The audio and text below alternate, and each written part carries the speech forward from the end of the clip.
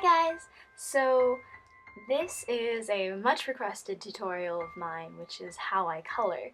And this is kind of a difficult subject because a lot of my coloring habits usually come from a lot of gut feeling and like in the moment spontaneous decisions. But I will try and explain color theory to you guys just so, you know, it's all a lot of based on color theory. So I'm just going to explain it and we'll move on from there. So for anyone who already knows all this stuff, you can feel free to skip around because there's a lot more interesting stuff later on. But I am going to explain this for the people who don't really have the opportunity to learn this because this is really important. So there are three basic colors, which is red, yellow, and blue, and they're called primary colors because primary colors are colors that you can't mix to get. So you won't mix any colors to get red. Red is just red. And when you mix two primary colors together, you get secondary colors, which is orange, green, and purple. And those colors you can mix, and those are found in between two primary colors. And then beyond that are tertiary colors, which are a mix between primary and secondary colors. So it would be, I mean, there are different names for them, but typically you call them red-orange, or you would call them yellow-green, or blue-violet, or blue-purple, that kind of a thing.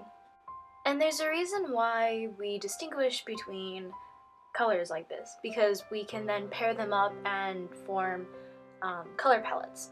Now, complementary colors, which are basically colors on the opposite of the color wheel, they're not meant to look good with each other. Honestly, they don't look that great with each other, but they do make the others seem brighter. So what you'll see commonly in a lot of images is that they'll use something like red and green. They'll look superbly bright next to each other. They won't look great, but they will make each other stand out, and therefore it makes a much better contrast.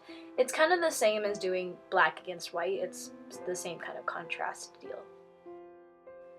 So this idea of colors looking nice also kind of applies to shading, because when you're shading with color, you are basically trying to communicate the same ideas of how colors look good.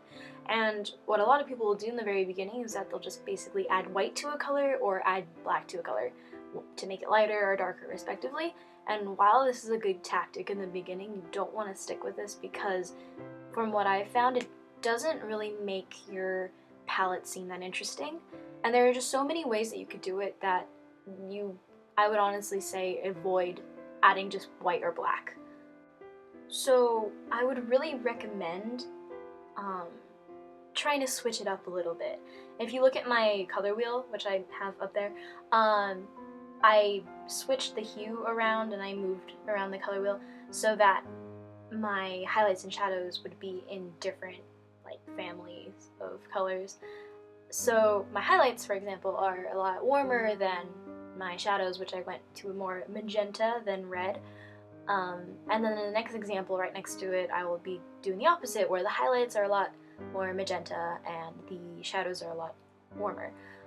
I've seen it done both ways. Honestly, I prefer the first way because that's just what I'm comfortable with, but I've found both ways to work very well, and I think that it's a lot more interesting than just going up white and going down to black, because it's definitely a lot more interesting visually. And while you don't have to move that much around the color wheel, honestly, I don't recommend going entire halves of the color wheel, going from red to straight up yellow, straight up blue, because that is kind of exaggerated and it wouldn't normally happen like that. But it really honestly depends on how you want your coloring style to be. If you want it to be more exaggerated that way, go for it, honestly. But yeah, this is kind of what I would think you would want to do in terms of coloring and shading. Another thing that's really important to me in terms of coloring is that you would play with the saturation. Now, there are two ways you can go about this that I've tried before. And one of them is your lights are more saturated and your darks and shadows are more desaturated. And the other way is the opposite, where your lights are more desaturated and your darks are more saturated.